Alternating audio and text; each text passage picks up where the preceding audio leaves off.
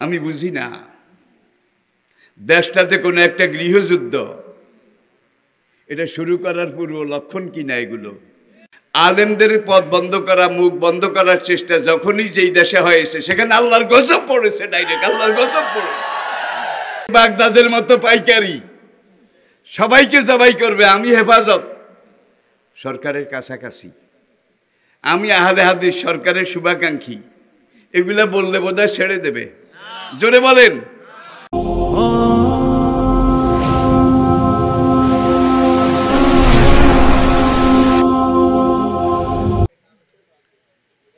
এমন এক সময় সন্ধিক্ষণে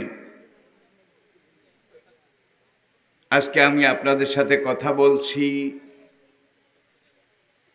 যে সময়টা এই দুনিয়ার একেবারে শেষ পর্যায়ে একেবারে চূড়ান্ত শেষ পর্যায়ে এসে উপনীত প্রিয় নবীজি হাদিসে ইমাম মাহদী আলাইহিস সালাম দাজ্জাল আগমনের পূর্বক্ষণে দুনিয়ার অবস্থা কি হবে পরিবেশ পরিস্থিতি কেমন হবে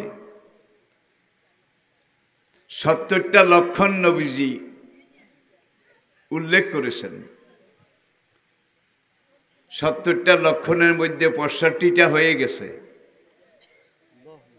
তাহলে আর বাকি আছে কয়টা তাহলে বোঝা গেল আমরা একেবারে খাদের কিনারে এসে উপনীত হয়েছি এই মুহূর্তে এই সময়ে আপনি আমি আমরা যদি আল্লাহর দিকে রাসূলের দিকে ইসলামের দিকে ইসলামের পথে যদি অগ্রসর হন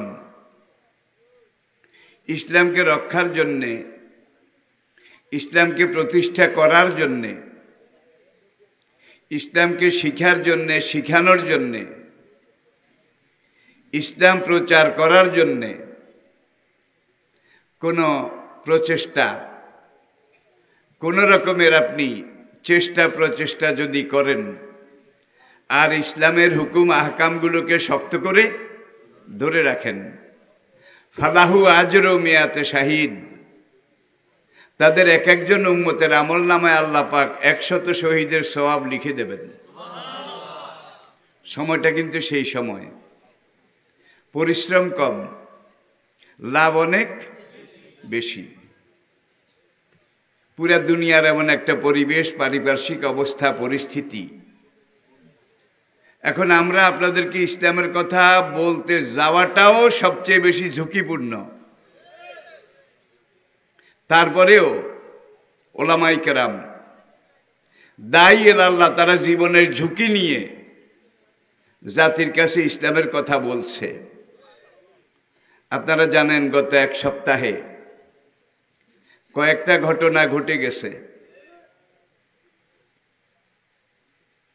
লাকসামে আমাদের একটা সন্তান রুহানি সন্তান সেই ইসলামের কথা কোরআনের কথা আল্লাহ রাসূলের আল্লাহর রুবুবিয়ত রাসূলের রিসালত এটা মাহফিলে বর্ণনা করেছেন মাওলানা হাসিবুর রহমান তার উপরে আক্রমণ হয়েছে তাকে আহত করা হয়েছে গাড়ি ভাঙচুর করে স্ক্র্যাপ করে দেয়া হয়েছে 2 দিন আগে আমাদের আরেকজন আলেম ভাই শেখ আব্দুর রাজ্জাক বিন ইউসুফ তার উপরে আক্রমণ হয়েছে ঠিক তার একদিন আগে কওমি ঘরানার আরেকজন মুফতি শাইখুল হাদিস তার উপরে আক্রমণ হয়েছে পেটে ছুরি ঢুকাই দিয়েছে 40টার মতো সিলাই লেগেছে 3 জন আলেমের উপরে এই সপ্তাহে আক্রমণ হয়েছে একজন হাসিবুর রহমান তিনি জামাত ইসলামী এই পরিচয়ে পরিচিত আমি খোলাখুলি কথা বলছি শেখ আব্দুর রাজ্জাক বিন ইউসুফ তিনি আহলে হাদিসের সবচেয়ে বড় মুরব্বীদের একজন আরেকজন কওমি হুজুর মুফতি শাইখুল হাদিস শাইখুল ইসলাম, তিনি হেফাজতে ইসলামের আরেকজন আলেম। এক সপ্তাহে 3 জন আলেম, একজন জামাতপন্থী, আরেকজন আহলে হাদিস, আরেকজন কওমি হেফাজতপন্থী। তাহলে বোঝা গেল কেউ যদি মনে করেন যে ওদেরকে মারবে, আমারে কিছু বলবে না, একবারই কিন্তু অ্যাকশন শুরু হয়ে গেছে।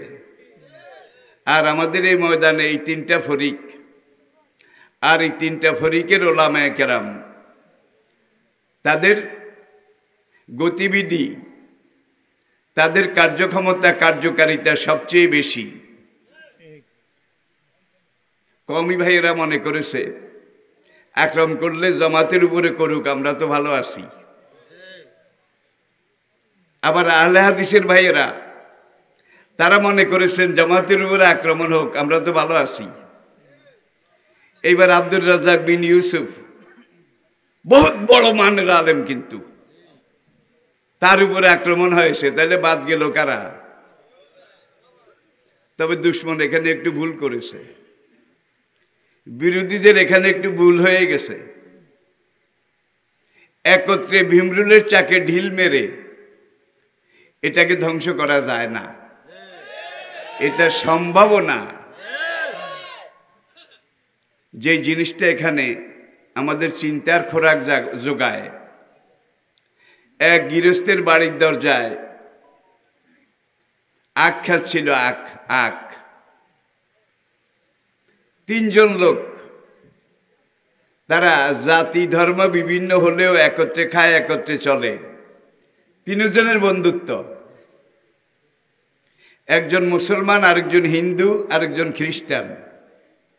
এই 3 যুবক মিলে বন্ধুত্ব, একত্রে চলে, একত্রে হাঁটে, একত্রে বলে, সবকিছু একত্রে।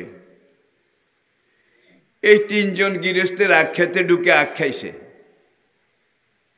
আখ খাওয়ার পরে গৃহস্থ টের পেয়েছে আখ ক্ষেতের কিনারে এসে 3 চোরে অনেক ভালো ভালো আখ নষ্ট করে ফেলেছে। গৃহস্থ এখন দেখলো গৃহস্থ একা, চোর কিন্তু 3 জন, একা 3 জনের সাথে পারা যাবে না।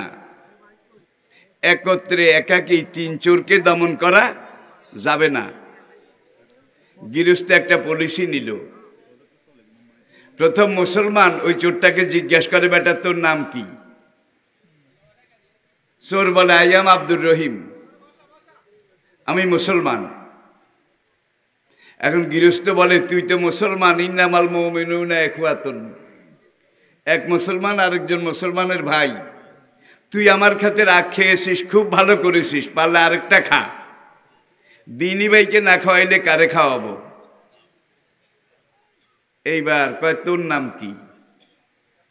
আমার নাম রাধাকান্ত। কয়, তুই আর যা কিছু করেছিস আমার বাড়ির পাশে, মুসলমান না হইলে আমার প্রতিবেশী, যা খেয়েছিস ভালোই করেছিস। আরেকজনকে জিজ্ঞাসা করে, তোর নাম কি?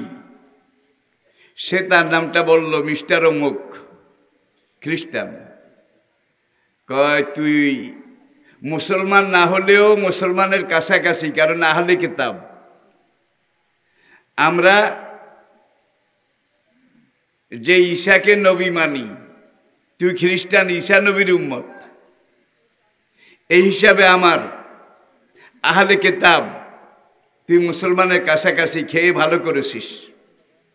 3 জনকে প্রথম সমর্থন করেছে, ওজন বুঝে আর কি। এরপরে বলে যে, ভাই তুইও মুসলমান, আমিও মুসলমান, তুই খ্রিস্টান, আমি মুসলমান, আমি মুহাম্মদ সাল্লাল্লাহু আলাইহি ওয়াসাল্লামের উম্মত, আর তুই ঈসা নবীর উম্মত। আমরা এক না হইলেও কাছাকাছি।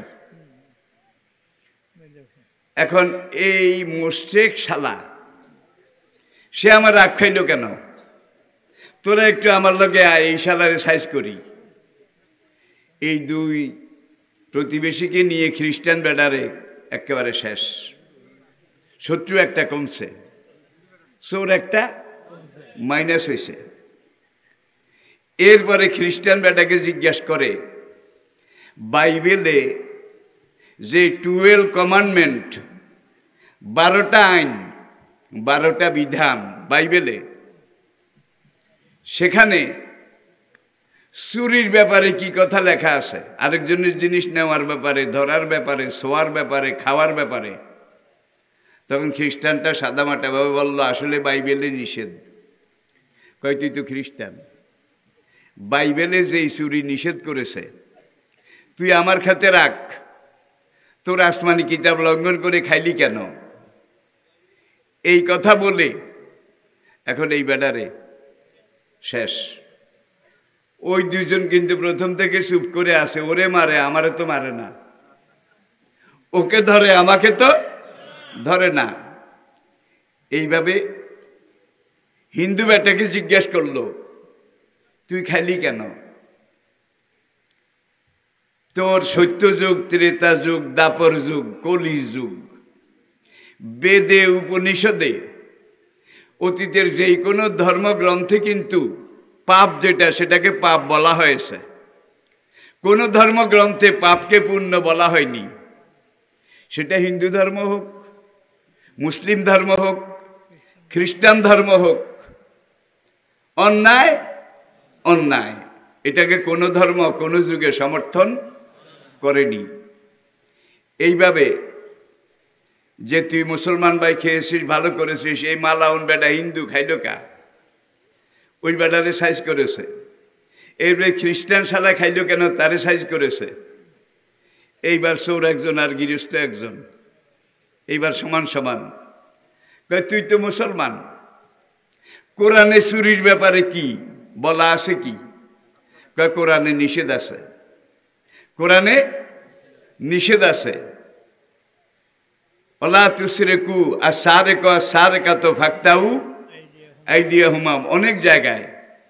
তুই মুসলমান, লা ইলাহা ইল্লাল্লাহ পড়লি, আল্লাহর বান্দা, রাসূলের উম্মত, যেই কোরআনে চুরি নিষেধ, আরেকজনের জিনিস খাওয়া, আখ খাওয়া নিষেধ, তুই খালি কেন? এইবার তোর পালা। বুদ্ধি ভালোই করেছে, তিনজনের সাথে একত্রে পারবে না, এই জন্য সে এই পলিসি নিয়েছে। আমরা অতীতে দেখেছি, একদলকে মারে, ফাঁসি দেয়, আরেক দল শুকরগুজারি করে, আমাদের শত্রু, তাদেরকে মারা হচ্ছে, আমাদেরকে তো মারে না। ঠিক কিনা বলেন? আবার আরেক দলকে যখন মারে, ওই দল বলে ঠিক আছে, আমরা তো ভালো আছি।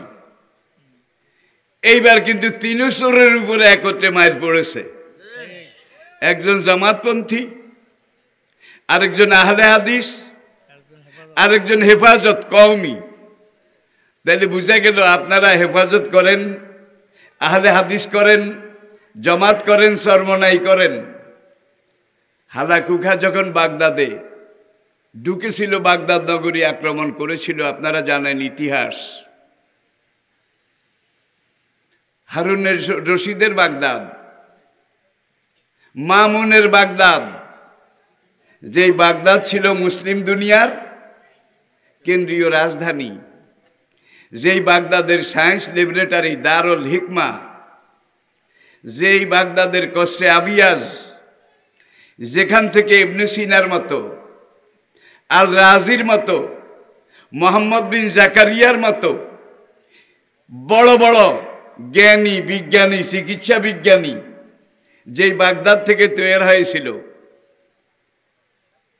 চেঙ্গিজ খানের নাতি হালাকু খান, তার বাড়ি ছিল মঙ্গোলিয়া, বার্মার পূব পাশে মঙ্গোলিয়া। সেখান থেকে গোবি মরুভূমি পার হয়ে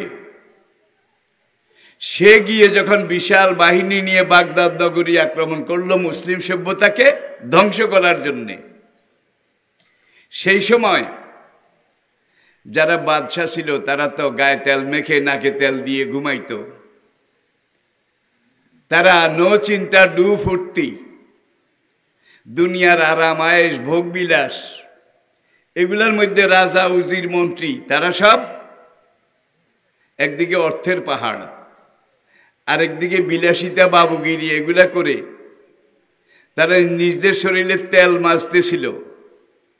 আর সেই বাগদাদের ওলামায়ে কেরাম আলেম, কোন আলেম ছিল হানাফি, কোন আলেম শাফি মালিকি হাম্বলি, কোন আলেম ছিল আহলে হাদিস, আবার কোন কোন আলেম ছিল কাদরিয়া, কেউ ছিল জবরিয়া, কেউ ছিল জাহমিয়া, কেউ ছিল সুফিস্তাইয়া, কেউ ছিল মুতাজিলা। মানে ফরিকের কোন এই যুগে তো ৩-৪টা, বেশি না। সেই স্বর্ণ যুগে আরো অনেক বেশি। হালাকু খাঁ বাগদাদে ঢুকে প্রথম ক্ষমতাসীনদেরকে শেষ করে দিল। দেওয়ার পরে এবার হুজুরদের পালা শুরু হয়েছে। এক কিনার ধরে দাড়ি টুপি পাগড়িওয়ালা যত হুজুর সব জবাই করা শুরু করেছে। সুন্নি বলেন, আহলে হাদিস বলেন, শিয়া বলেন, কাদরিয়া, জবরিয়া, জাহামিয়া, সুফিস্তাইয়া, মুতাজিলা, সব আলেমদেরকে যখন পাইকারি মারা শুরু করেছে, তখন কোন আলেম যদি বলেছে আমি আহলে হাদিস, তাহলে ছেড়ে দিছে। কেউ যদি বলে আমি মুতাজিলা, ছেড়ে দিছে। আলেমদের রক্তে আর শাসকদের রক্তে দাজলা ফোরাতের পানি রক্তবর্ণ ধারণ করেছিল।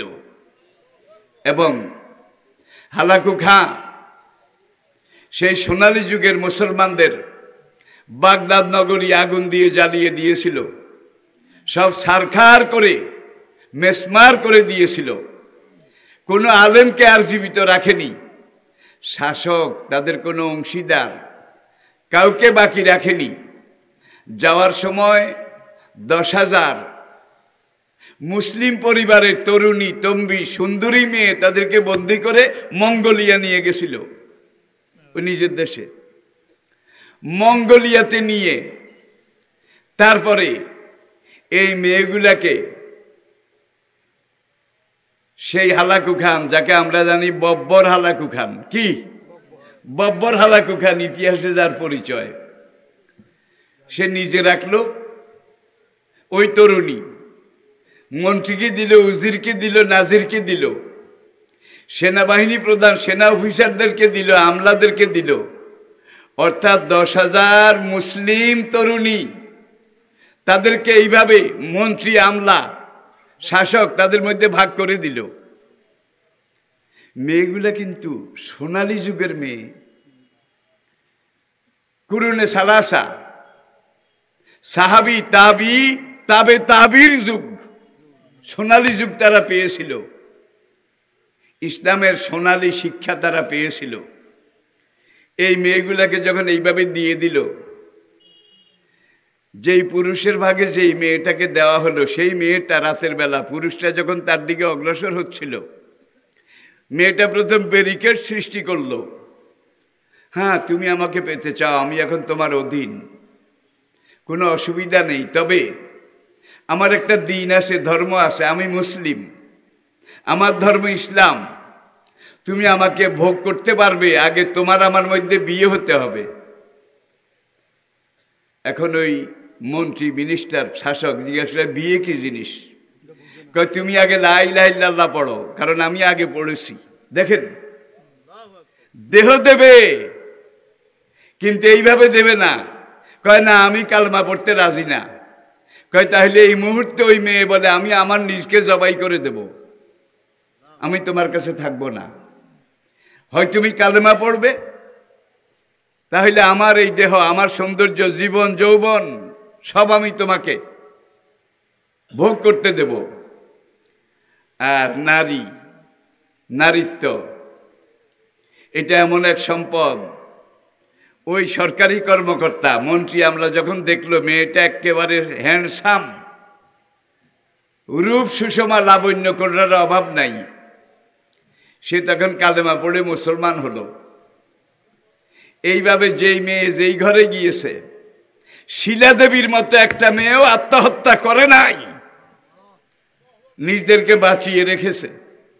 সঙ্গে সঙ্গে যেই ঘরে গিয়েছে সেই ঘরকে মুসলমান করেছে। সেই ঘরের লোকদেরকে ইসলামের শিক্ষা, তাহজিব, তামাদ্দুন, দ্বীনের তালিম এটা দিয়ে দিয়ে মুসলমান করেছে। এক ঘর মুসলমান হওয়ার পরে এই মেয়েগুলো আরো যেগুলাকে তালিম দিয়েছে, এরা আরেক ঘরে গেছে, আরেক ঘরে, আরেক ঘরে।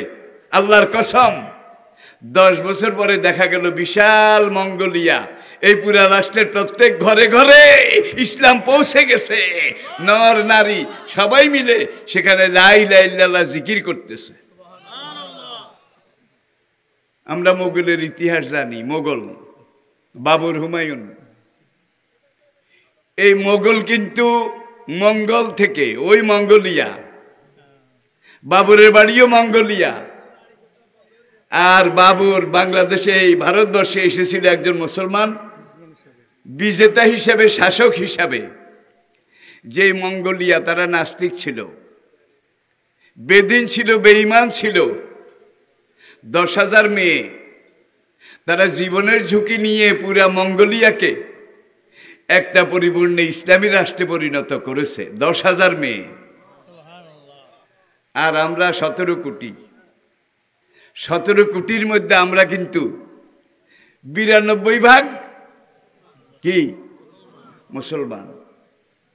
তবে আবার এইটাও ঠিক, আমরা অনেকে নিজ দেশে পরবাসী, নিজ দেশে পরবাসী। আমাদের পাশের দেশ, আমি কারো সমালোচনা করছি না, সেখানে শতকরা গড়ে পুরা বিশাল ভারত মিলে 100 জনের 30 জন মুসলমান। কয়জন? মূল জনসংখ্যার ভিত্তিতে 100-তে 30 জন। সেখানে সরকারি চাকরি আছে 2.5 জনের, শতকরা 2.5 জনের। কি আবার কোন কোন প্রদেশে এইটাও নাই। আর আমাদের এখানে তারা শতকরা 8 জন। কয়জন? আর এখানে যত সরকারি চাকরি, যত সেক্টরে চাকরি, এখানে 34 জন শতকরা অমুসলিম তারা চাকরি করে। তাদের চাকরি আছে, তাদের সব আছে। নামটা রাধাকৃষ্ণ হইলে কয় বায়োডাটার দরকার নাই। এমন অবস্থা আছে না নাই? আছে না নাই? আমি কারো প্রতি বিরূপ নই ভাই, কিন্তু যেটা সত্য সেই কথাটা আমি বলছি। আজকে দেখেন, যতগুলো বিভিন্ন ধর্মের মন্দির বলেন, প্যাগোডা বলেন, গির্জা বলেন, সেগুলা সুরম্য বিল্ডিং হয়েছে, অট্টালিকা হয়েছে, মোজাইক হয়েছে, মাদ্রাসাগুলা ভেঙ্গে ভেঙ্গে পড়তেছে। আমি বোধহয় বেশি বলেছি। প্রিয় ভাইয়েরা, এখন কথা একটা, 1 সপ্তাহের মধ্যে 3টা আক্রমণ হয়েছে। 3 জন আলেম আহত হয়েছে, বড় কথা না। 3 জন 3 দলের, 3 মানহাজের, 3 চিন্তা চেতনার। একজন জামাতপন্থী, আরেকজন আহলে হাদিস, আরেকজন হেফাজত। তাইলে এবার আলেমদেরকে চিন্তা করতে হবে যে দুশমন সুযোগ পাইলে কি সেই বাগদাদের মতো পাইকারি সবাইকে জবাই করবে। আমি হেফাজত, সরকারের কাছাকাছি, আমি আহলে হাদিস, সরকারের শুভাকাঙ্ক্ষী, এগুলা বললে বোধহয় ছেড়ে দেবে। জোরে বলেন। তবে আলহামদুলিল্লাহ এই দেশের ওলামায়ে কেরাম, আলেমদের পিছনে জাতি আছে। এই দেশের জনগণ আলেমের পিছনে। আলেমরা যা বলে জনগণের জন্য জীবন দিতে অতীতেও রাজি ছিল, এখনো রাজি আছে। আমি বুঝি না দেশটাতে কোনো একটা গৃহযুদ্ধ, এটা শুরু করার পূর্ব লক্ষণ কিনা এগুলো। আমার যতগুলা মাহফিল ছিল, অনেক মাহফিল আমি করতে পারি নাই। মামুনুল হককে মাহফিল করতে দেওয়া হয় না। বাবুনগরী, তাকে মাহফিল করতে দেওয়া হয় না। অনেক বড় বড় আলেম, কত আন্তন যে হিরিয়ে আসি, কিরে জানোস নি, পুলিশকে হুজুর নামিয়েন না। আপনার ওয়াজ ইউটিউবে, ইন্টারনেটে শুনি, মনে করছিলাম আজকে একটু শুনবো, সামনাসামনি বসবো। হুজুর কিসমতে নাই, শুনতে পারলাম না, আপনি দয়া করে গাড়ি থেকে নামিয়েন না। ভাই চলে আসি, বলবোটা কি? এরকম তো আমারও অবস্থা। আলেমদের পথ বন্ধ করা, মুখ বন্ধ করার চেষ্টা যখনই যেই দেশে হয়েছে সেখানে আল্লাহর গজব পড়েছে, ডাইরেক্ট আল্লাহর গজব পড়েছে। ঠিক কিনা বলেন? কোন আলেম যেন মনোকষ্ট নিয়ে তোমার দিকে না তাকায়। একজন আলেম মনোকষ্ট নিয়ে তোমার দিকে তাকাইলে মনে করলা যে তোমার কাম শেষ। কি? ইয়াকুম ফিরাসাতুল মুমিন ফাইন্নাহু ইয়ানজুরু বিনূরিল্লাহ। আপনারা কি আমার উপরে রাগ করেছেন? আসলে আমি বুড়া মানুষ, আমার সময়ের সাথে মিলিয়ে কথা বলি, আমি সময়ের সাথে মিলিয়ে কথা বলি। সোনাবানে হানিফারে বগলে দাবিয়া মস্ত একটা ময়দানেতে ধরিল চাপিয়া, এরকমও তো আবার আছে নাকি নাই? কিন্তু কোরআনে সহি কথার অভাব নাই। তাইলে এখন আমাদেরকে সিদ্ধান্তে আসতে হবে। ওলামায়ে কেরাম আমরা যারা আছি, কেউ জামাতপন্থী, কেউ হেফাজতপন্থী, কেউ আহলে হাদিসপন্থী, কেউ চরমনাইপন্থী, আছে না নাই? তাই 3 আকসুরার যেই ঘটনা হইছে, সেই ঘটনা আপনাদের উপরে, আলেমদের উপরে আসতেছে, শুরু হয়ে গেছে। এই সময় আমাদের ইমানের দাবি, বিবেকের দাবি, কেউ জামাত নয়, কেউ আহলে হাদিস নয়, কেউ হেফাজত নয়, কেউ চরমনাই নয়, লা ইলাহা ইল্লাল্লাহ দাওয়াত যারা দেয় সব আলেম এক মঞ্চে, সব আলেম এক জায়গায়, জাতিকে এক সুরে এক ডাকে আহ্বান জানাতে হবে।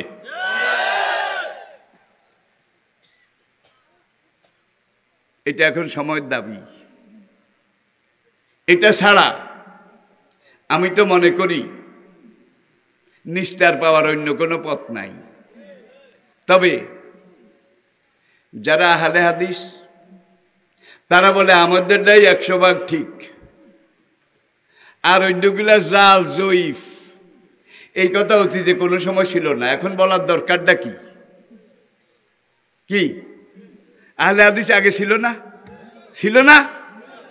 কিন্তু মসজিদে উত্তরবঙ্গে দেখছি সবাই একত্রে জমাতে নামাজ পড়ে, আর এখন এইটা নিয়ে খোঁচাখুচি। এইটা শুরু হয়েছে কিনা? শুরু হয়েছে কিনা কন? এতে করে ইসলামের কি লাভ হচ্ছে বলেন? কি লাভটা হচ্ছে? আর যেগুলা নিয়ে ঠেলাঠেলি খোঁচাখুচি, আল্লাহর কসম একটাও ফরজ নয়, ওয়াজিবও নয়। এগুলা হয় নফল নয়, মুস্তাহাব নয়, মুস্তাহসান। এগুলোর জন্য ইসলামের কোনো কিছু আটকে না। নামাজ পড়া ফরজ, ঠিক কিনা? এখন নামাজ পড়তে গেলে কেউ বুকে হাত বাঁধে, কেউ নাভিতে হাত বাঁধে, বাঁধে কিনা? এরপরে কেউ ইমামের পিছে সূরা ফাতিহা পড়ে, কেউ, অতীতেও এরকম ছিল। কিন্তু এগুলা নিয়ে তর্ক বিতর্ক ছিল না, ঠিক কিনা বলেন? এখন এগুলো নিয়ে যে তর্ক বিতর্ক, ভাই, সূরা ফাতিহা পড়া, আমি জোরে বলা, আসতে বলা, নামাজের শেষে মোনাজাত দিবেন না না দিবেন, কোনোটার জন্য কিন্তু নামাজ আটকে থাকে না, ঠিক কিনা বলেন? নামাজ যে 5 ওয়াক্ত, 1 ওয়াক্ত এত রাকাত, এগুলার ব্যাপারে কোনো ইখতিলাফ আছে? কাবা সেখানে যান, দেখবেন কেউ হাত বেঁধেছে এখানে। মসজিদে নববীতে যান, কেউ হাত বেঁধেছে এখানে। আবার দেখবেন কেউ মোটে হাতে বাঁধে নাই, সেখানে বোধহয় একজন আরেকজনের পিছিয়ে লাগছে। জোরে কর। সেটা তো আমাদের ইন্টারন্যাশনাল হেডকোয়ার্টার। ইন্টারন্যাশনাল হেডকোয়ার্টার 1986-তে একবার সুযোগ হয়েছিল রাবেতে আলমী ইসলামের দাওয়াতে, আমার সেখানে হজে যাওয়ার সুযোগ হয়েছিল।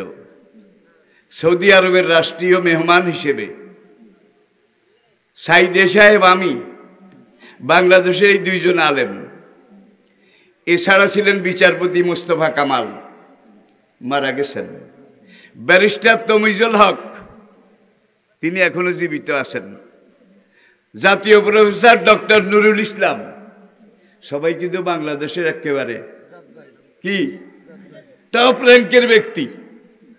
সেই সময় আল্লাহ কাবা ঢুকারও সুযোগ করে দিয়েছিলেন।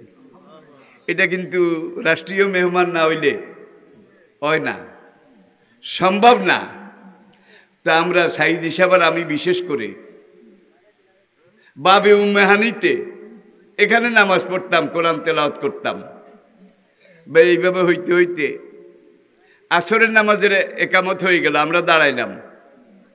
আমাদের দুই ভাইয়ের পাশে সামনের কাতারে সুদানি 4 জন, সুদানি, ওই যে আফ্রিকার ভাই, এক একটা 5-7 লম্বা, আদম সুরত, বিদঘুটে, কিম্বুত কিমাকার, আমাদের 4 জনের সমান হবে। দেখলাম যে তকবির হয়ে গেছে, তারা আটটাত কিছু বাঁধে না, হাত নাড়ায় আর আঁডে, নামাজের মধ্যে আঁডে, এইভাবে আঁডে। হাঁটতে হাঁটতে একেবারে সাইদ হিসাবের আর আমার একবারে ওই যে রানে আঁডুর কাছে। এখন আমরা যে সেজদা দেব, সেজদা যাওয়ার জায়গা নাই, একবারে আদম সুরত একবারে হাঁটুর কাছে এসে আঁডে, নামাজের মধ্যে কিন্তু। এখন সাইদ হিসাব সেজদা যাওয়ার আগে বাম হাত দিয়ে একজনের ওই ঠ্যাঙের মধ্যে ধাক্কা দিছে, কারণ আমরা সেজদা যেতে পারছি না। ধাক্কা দেওয়ার সঙ্গে সঙ্গে এসে সামনে গিয়ে লাইনে দাঁড়িয়ে ঠিক হয়ে গেছে, বুঝতে পেরেছে যে আমার এই আন্ডা আন্ডিতে আরেকজনের নামাজের অসুবিধা হয়। ভাই, আমি কথাটা এই জন্য বলছি, আমরা সবাই ভাই ভাই, ঠিক কিনা বলেন? সুতরাং কে হেফাজত, কে আহলে হাদিস, কে জামাত, কে চরমনাই, এগুলো নিয়ে আমরা অনেক ঘাটাঘাটি অতীতে করেছি। লাভ কি হয়েছে? 3 আকসরের দশা হয়েছে, 3 আকসরের দশা। একটা একটা করে শেষ করবে, কিন্তু তারা বোধহয় পলিসিতে ভুল করছে। 1 সপ্তাহের মধ্যে 3 আগুনে হাত দিছে, 3 আগুনে।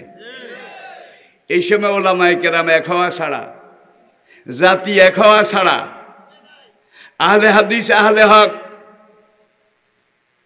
যারা হানাফি তারা আহলে হক, প্রত্যেকের নিজ নিজ দলিল আছে নাকি নাই?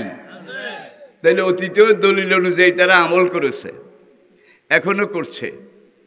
আপনার বাপ দাদা হিজা যারা আসিল অতীতে, আমাদের চেয়ে অনেক ভালো মুসলমান ছিলেন, কি অনেক পারফেক্ট নামাজি ছিলেন। আর তারা তো আমাদের এই এলাকার মধ্যে সব আহলে হাদিস একজনও ছিল না, তারা হানাফি ছিল। তাহলে তারা যে এখানে হাত বাঁধি নামাজ পড়ছে, এখন যদি এখানে হাত না বাঁধলে নামাজ না হয়, এই বেচারাকে নামাজ তো কি, তাইলে শব্দ যুগে যাওয়া লাগবে। কথাটা এমন নাকি? দেখুন, ইমাম বুখারী রহমতুল্লাহ আলাই সহিহ বুখারীতে 19 জায়গায় ইমাম আবু হানিফা রহমতুল্লাহ আলাই সমালোচনা করেছে। 19টা জায়গায় ইমাম বুখারী এইভাবে বলেছেন, কালা বাযুন নাস, আমাদের মধ্যে কোন কোন আলেম এই মত এইভাবে বলেছেন।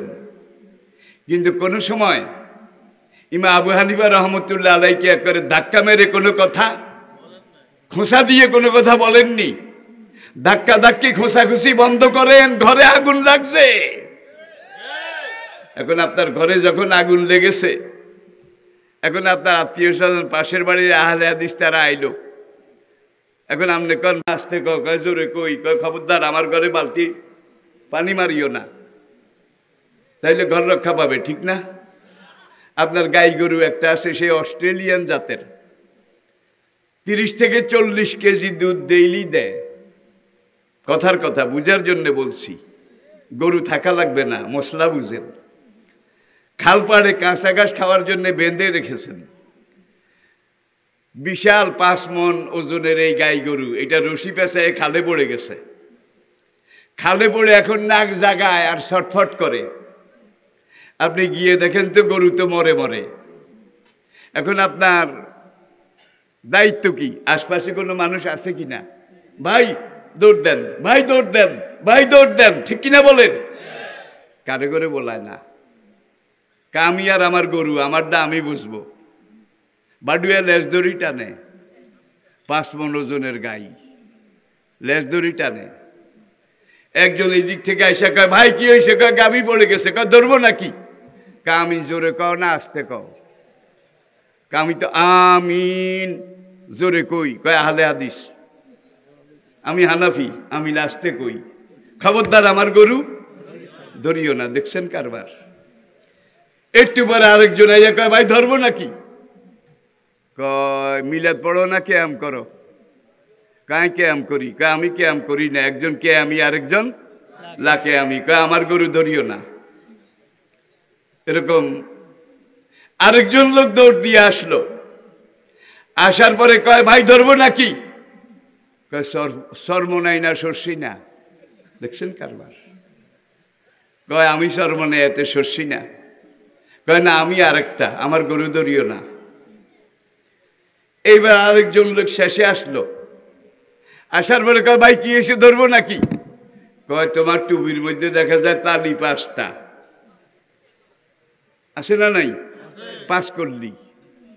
কয় নিশ্চয়ই হেফাজত, নিশ্চয়ই আমি জামাত, খবরদার আমার গরু ধরিও না। এতক্ষণে গরুর কাম শেষ। একটা হিন্দুও যদি আসতো যে ভাই ধরবো নাকি, তাকেও সুযোগ দেওয়া দরকার ছিল, ঠিক কিনা বলেন? আজকে আমাদের এই যে দুরবস্থা, প্রত্যেকে মনে করি আমারটা ঠিক সহি, আর সব কোরআনে কি কয়? কুল্লু হিজবিম বিমা লাদাইহিম ফারিহুন। যে যেই পথের পথিক সে মনে করে অন্যরা সব আমার মতো একই রকম। আলমারু ইয়াকিসু আলা নাফসিহি, প্রত্যেকটা মানুষ মনে করে হেতে আমার মতো। শেষ রাত ব্যান রাত, বড় একটা দিঘি, একজন সারা রাত তাহাজ্জুদ পড়েছে, ঘুমায় নাই।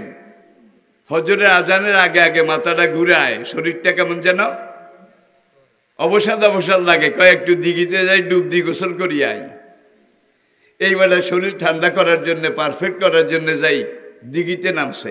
নামি দেয় ওই 3 পাড়ে আরো 3 জন গোসল করতে নামছে। এইবেলা অনকা হারে তাহাজ্জুদে আমি একলা পড়ি না, দে যে ওই 3 আল্লাহর বান্দাও আমার মতো সারা রাত তাহাজ্জুদ পড়তে পড়তে এখন বেহাল হইয়া গোসল করতে আসে।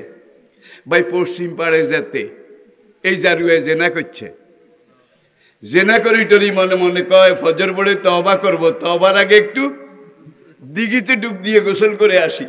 এত ডুব দিয়ে উঠি দেয় 3 পাড়ে আরো 3 জন। জেনা তো আমি একলা করি নাই, দেয়া যে ওই 3 জারুয়াও তো আমার মতো জেনাকার। আরেকটা মানুষের ঘরে শীত কেটেছে, শীত এই যে গুইলের মতো হাঁদাইছে, সব মাটি বুকে পিঠে। যা করছি করছি, এখন একটু গোসল করি, তওবা করে একটু ঠিক হই। সকাল হইলে কিন্তু গায়ে মাড়ি দেখলে মানুষ সন্দেহ করবে। এই বেটায় গোসল করতে নেমে দেখে যে 3 পাড়ে 3 জন। চুরি তো আমি একলা করি না, ওই 3 জনও তো আমার মতো সারা রাত চুরি করে টোরে। এখন আলমারু ইয়াকিসু আলা নাফসিহি। দেখেন ইসলাম কত পারফেক্ট, কত পরিপূর্ণ। একজন লোক খুব দিনদার, নামাজি, রোজাদার, সবসময় জিকির আজকারে থাকে, আল্লাহ লা ইলাহা ইল্লাল্লাহ এটা নিয়েই থাকে। রাস্তা দিয়ে যায়, রাস্তার উপরে বিশাল এক বট গাছ, বট গাছের আগডালে একটা হীরামন পাখি, হীরামন পাখি মাঝে মাঝে ডাক দেয় না, দেয় না? কেউ কয় বউ কথা কও, কেউ কয় হক কথা কও নাকি, কিন্তু পাখি পাখির ডাক দেয়। যে যেটা মনে করে মনে হয় যেন আমার ডাক কয়, ঠিক কিনা বলেন? এখন পাখি ডাক দিছে। এখন এই দিনদার নামাজি মুসল্লি বেড়ায় কয়, আহারে আল্লাহর নামটা আমি একলা লই না, আল্লাহ রসুলের জিকিরটা আমি একলা করি না। এই যে পাখিটা গাছের আগায় বসে বসে বলতেছে আল্লাহ রসুল খোদা, আল্লাহ রসুল খোদা, মানে তার মনে এইটা। হক কথা কও, বউ কথা কও, এক একজন কিন্তু যার মনে যেইটা, পাখির ডাকে তর্জমা তার দৃষ্টিতে সেইটা। এখন সে পাখিয়ে ডাক দেয়, সে আল্লাহ রসুল খোদা, আল্লাহ রসুল খোদা। এই কইতে কইতে এক ব্রাহ্মণ ঠাকুর সেখান দিয়ে আসে। ব্রাহ্মণ ঠাকুর একে ভাই খবর কি? কয় দেখো দেখো ভাই, হরিনাম তো আমি একা জপি না, এই যে আল্লাহ রসুল খোদা পাখিটা বলতেছে আল্লাহ রসুল খোদা। ব্রাহ্মণে কয় রাখ, আরেকবার ডাক দেখ, আমি তো ভালো করে শুনি নাই। পাখি ডাক দিছে, দেওয়ার সঙ্গে সঙ্গে ব্রাহ্মণ্যে কয় আল্লাহ রসুল খোদা না, পাখি এই মাত্র কইল হরে কৃষ্ণ রাধা। আলমারু ইয়াকিসু আলা নাফসিহি, যে যেই ভাবক সে সেই প্রাপক, ঠিক কিনা বলেন? আমি 2 জনে লাগছে, একজনেকে আল্লাহ রসুল খোদা এটা ঠিক, আরেকজনে ঠাউরিয়াকে হরে কৃষ্ণ রাধা, এটা ঠিক। কি তর্ক বিতর্ক ভাই। এমন সময় একজন বাঁশের জুড়ি একটা মাথায় করে আসে, ওই মাডিয়া হানক্ষরা আরি এগুলা গ্রামে গ্রামে বেসে। এই লোকটা এখান দিয়ে যায়, কয় ভাই কি হয়েছে? আর মুসলমান বেড়ায় কইলে আল্লাহ রসুল খোদা কয় পাখিয়ে, ঠাকুরে কে হরে কৃষ্ণ রাধা, ভাই তুমি বিচারটা করি দাও। এখন এই বেড়াকার এক পাখি আরেকবার ডাক দেখ, পাখি ডাক দিছে। ডাক দেওয়ার সঙ্গে সঙ্গে এই বেড়ায় কয় আল্লাহ রসুল খোদা এইটাও কয় না, হরে কৃষ্ণ রাধা এইটাও বলে না। এই মাত্র পাখিটা কইল বাসন খোরা কাদা। কারণ তার পেশা এইটা, নেশা এইটা, মনে এইটা, মননে এইটা, জাগরণে এইটা, স্বপ্নে এইটা, বাসন খোরা কাদা ছাড়া। ঝগড়া লাগছিল দুইজনে, এইবার এসে তিনজন। একা আমার কথা ঠিক, ওকা আমার কথা ঠিক, ও বলে আমার কথা ঠিক। কতক্ষণ পরে একটা বস্তা বিরাট, এটা মাথায় করে এক লোক আসে। এ কিন্তু বাজারে ওই পেঁয়াজ রসুন এগুলো বিক্রি করে। এটার কয় মুদি। কি মুদি? মুদি দোকানদার। এখন এই তিনজনে তারে সালিশ মানলো, ভাই পাখিরা কইতেছে এই বেটাকে আল্লাহ রসুল খোদা, ব্রাহ্মণকে হরে কৃষ্ণ রাধা, আরে হাইল্লাবাসীর ন্যায় কয় বাসন খোরা কাদা। ভাই তুমি তো নিরপেক্ষ মানুষ, একটু সালিশ করে দাও। কাচ্চা পাখিয়ে ডাক দাও, আমি একবার নিজ কানে শুনি। পাখি ডাক দিছে। ডাক দেওয়ার লাগে কয় তোদের তিনজনের কারো কথা ঠিক না। এই মাত্র পাখিটা কইল পেঁয়াজ রসুন আদা, যাতে যেই পন্থী তার মনে শুধু সেটাই, ঠিক কিনা বলেন? চারজন। ঝগড়া বাড়ে, মানুষও বাড়ে, নানান মুনির নানান মত। একজন আল্লাহ রসুল খোদা, আরেকজন হরে কৃষ্ণ রাধা, আরেকজন বাসন খোরা কাদা, আরেকজন পেঁয়াজ রসুন আদা। ভাই রে ভাই, কি ঝগড়া, কি তর্ক। এমন সময় এক মুরব্বী লোক পান সুপারি চুন এইটা খাইতে খাইতে, জন্মের পান খায়, এখানে পানের কুড়ি কোষের মধ্যে। এখন সে পান খায়, চাবাইতে চাবাইতে আসে। এই চারজনে তারে ধরলো, জাডা আপনি মুরব্বী মানুষ, আমরা চারজনে চার রকম, পাখি তো ডাক দেয়, আপনি ঠিক কথাটা কন। এই বেটায় হাদা একটু মুখে দিছে, দি কয় আচ্ছা পাখিকে ডাক দিছে। দেওয়ার পরে কে আল্লাহ রসুল খোদা, হরে কৃষ্ণ রাধা, বাসন খোরা কাদা, পেঁয়াজ রসুন আদা, তোদের কারোও ঠিক নেই। এই মাত্র পাখি কইল পান সুপারি সাদা। আলমারু ইয়া কিসু আল্লাহ নফসিহি। এখন পাঁচজন। কি ঝগড়া কেবল বাড়ে, কমে না। কতক্ষণ পরে এক বাউল, বাউল চিনেন তো? লম্বা চুল, দাড়ি, এখানে সারিন্দে একটা লটকানো, এখানে একটার একটা লটকানো। ওই যে বাজারটা যে গান গায়, কিছু পয়সা উসুল করে, ঠিক কিনা বলেন? এতারে ব্যাকে মিলি কয় তুমি দরবেশ মানুষ, বাউল মানুষ, পক্ষপাতিত্ব করবা না। পাখিটা এই এই এই এই কয়, আমরা চারজন একমত হইতে পারি না, তুমি কও। ভাই তোমরা থামো, স্টফ হিয়ার, স্টফ হিয়ার। আমি একবার পাখিটার ডাক শুনে নেই। পাখি ডাক দিছে, কাহারে আল্লাহ রসুল খোদা, হরে কৃষ্ণ রাধা, বাসন খোরা কাদা, পেঁয়াজ রসুন আদা, পান সুপারি সাদা, তোমরা চারজন মিথ্যুক, পাঁচজন মিথ্যুক। এই মাত্র পাখিটাই কইল সারে গামা পাদা। যে যেই ভাবুক সে সেই প্রাপক। আলমারু ইয়াকিসু আল্লাহ নফসিহি। আরে ইসলামের দেখেন পরিভাষা। তাহলে এবার ছয়জন হয়েছে, কয়জন? ছয়জন। এ বলে আমারটা ঠিক, ও বলে আমারটা ঠিক, ও বলে আমারটা ঠিক। এইভাবে বাঘ বিতণ্ডা, তর্কাতর্কি, হাতাহাতি, হাতাহাতির পরে লাঠালাঠি, লাঠালাঠির পরে বাঁশাবাসি, মানে বাঁশ দিয়ে পিটানো, লাগছে রে লাগছে। এইবার একজন নিরপেক্ষ মানুষ সেখান দিয়ে আসে। He is a perfect man, after all he was a perfect Muslim. একজন দিনদার মানুষ সেখানে আসছে। ছয়জনে মিলে তারে সালিশ মানছে। এখন এই ছয়জনের জবানবন্দি শুনলো, আল্লাহ রসুল খোদা, হরে কৃষ্ণ রাধা, বাসন খোরা কাদা, পেঁয়াজ রসুন আদা, পান সুপারি সাদা, সারে গামা। কাহারে সময় যত যায় ঝগড়া বাড়ে, বাঘ বিতণ্ডা বাড়ে, কার মাথা কে ফাটায় কোনো ঠিক নাই। আমাকে নিরপেক্ষভাবে কথা বলতে হবে। কি? পাখিটা ডাক দেখ। পাখি ডাক দিছে। কেই মাত্র পাখিটা কইল তোরা ছয় শালাই গাধা, তোরা ছয় শালাই গাধা। আজকে ইসলাম নিয়ে এইটা না ওইটা, এই এই যারা নামাজ পড়ে না তাকে বিরুদ্ধে কোনো কথা নাই, একদল মানুষ নামাজির হিসে লাগছে। কি আছে না নাই? আছে না নাই? জোরে কন। হ্যাঁ হ্যাঁ রে, হাত কোনখানে বানবেন কি টি এগুলো তো কোনো ব্যাপারই না, হাত না বানলেও তো নামাজ হয়। আমি জোরে কন বা আস্তে কন, এটার কি কোনো কিছু আছে? নামাজ পড়াটা হইল মানুষদেরকে নামাজি বানাতে হবে, নামাজের দিকে ডাক দিতে হবে। মুহতারাম আমার ভাই, আমার দিনী ভাই, আমার মুরব্বী, আমার শায়েখ আব্দুর রাজ্জাক বিন ইউসুফের উপরে আক্রমণ করা হয় না, আমার উপরে আক্রমণ করা হয়েছে, ঠিক কিনা বলেন? এরপরে হাসিবুর রহমানের উপরে আক্রমণ করা হয় নাই, আমার উপরে আক্রমণ করা হয়েছে। অমির ওই মুফতি, তার উপরে আক্রমণ করা হয় নাই, আমার উপরে আক্রমণ করা হয়েছে। দেখা যায় আমরা ভুল করতেছি, কিন্তু দুশ্মন ভুল করে না, তারা জায়গা মতো আছে। সুতরাং কোনো ইখতিলাফ নাই। কি কোনো ইখতিলাফ নাই। এগুলা নিয়ে, ইসলাম নিয়ে যদি কেউ ইখতিলাফ করে, ক্যাম করিস না, এটা লইয়া কথাকথি করে, লগে লগে তার মুখে কষ্টিক লাগাই দিবেন। কষ্টিক বুঝেন কি? মুখে ডিবা দিয়া লাইবেন, বলে ঘরে লাগছে আগুন, আত্মীয় আলু হোড়া দ্বিতীয় আইসত, ঠিক কিনা বলেন? সুতরাং কোনো ইখতিলাফ নাই। আমরা হানাফি বলুন, জামাত বলুন, নিজাম বলুন, তারপরে আহলে হাদিস বলুন, হেফাজত বলুন, আহলে হাদিস, আর সব আমরা এক ভাষায় কথা বলতে হবে। আর এই দেশের মানুষ আলেমদের কথায় চলে।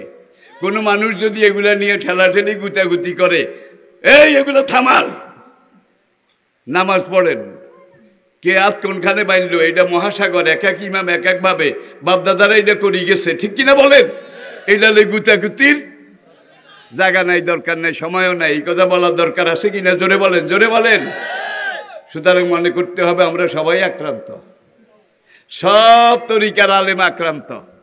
এখন আর ইখতিলাফ করা যাবে না, সব এক মঞ্চে এসে এক সুরে কথা বলতে হবে, এমনভাবে কথা বলতে হবে জাতির মধ্যে যেন কোনো প্রভেদ, ভাগাভাগি, ক্লাসিফিকেশন না হয়।